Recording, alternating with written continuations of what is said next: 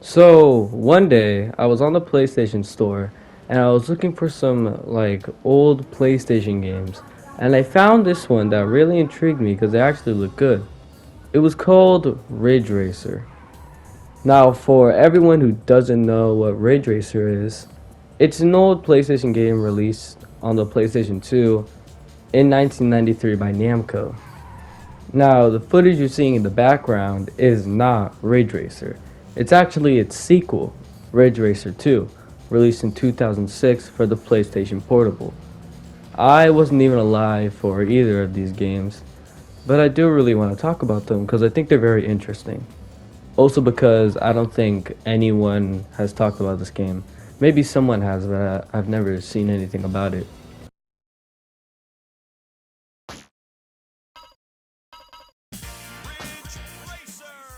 Now, as soon as you're dropped into this game, you have four thingamajiggies at the top: course select, transmission, car select, and sound select.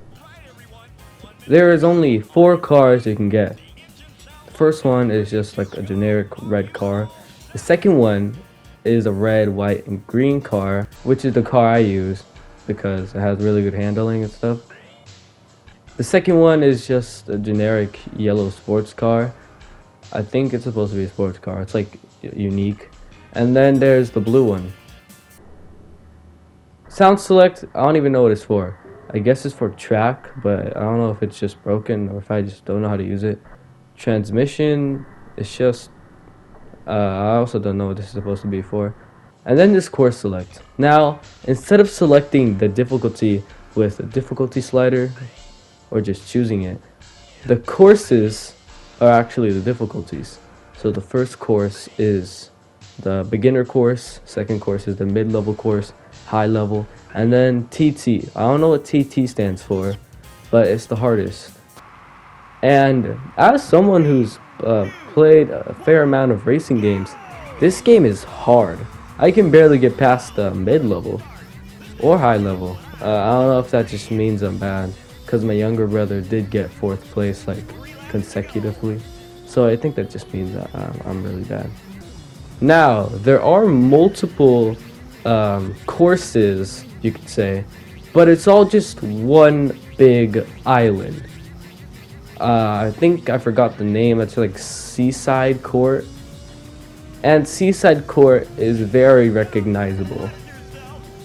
It's this big coastal town with, I'm assuming, a pretty big population. There's a lot of stores, there's a hotel, and a lot of nice beaches. Right here, you can even see a lighthouse. So yeah, this is a pretty cool town. Around the island, you can see a lot of billboards and shops. There's a gas station, there's these other stores, and there's a billboard right here showing off, forgot what this game's called, and some random lady that just shows the number one place, I think. This thing I just noticed, like right now, is in the beginning of the map. It's morning or like the afternoon. In the middle of it, it turns more into like evening, and then it turns into night at the end. Ridge Racers 2 is actually a really good sequel. It has everything you love about Ridge Racers 1, and it actually has a lot of other stuff that are really good. And I actually prefer this over the original. I'm not gonna go over the modes it has, but you could just like see here. But I'm gonna be talking about arcade and world tours because those are the interesting ones.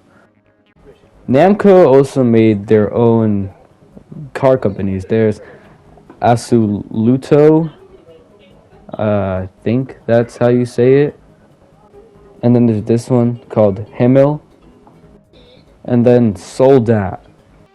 Also, this game got a new remastered version of Seaside Court. I'm probably still saying it wrong, but this one is absolutely amazing. It keeps everything, even that yellow lighting under and like in the tunnels. It keeps the same thing of how the tunnel looks, the exact same layout, but just makes it remastered and adds like a few more buildings, and I think that makes it better. The iconic bridge is amazing too.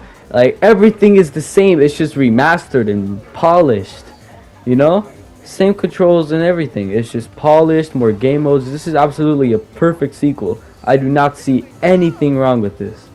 And there's a Galaga billboard, which is cool. Something I really admire about this game is how there's so much new maps. And it keeps the same style as the original Ridge Racer, but just more polished. Like you can tell that this is supposed to be Seaside Court. You could tell like everything. Also, for some reason there's a nitro boost. I don't know why, but like a lot of racing games feel the need to add like a boost. That's weird. Have you ever noticed that?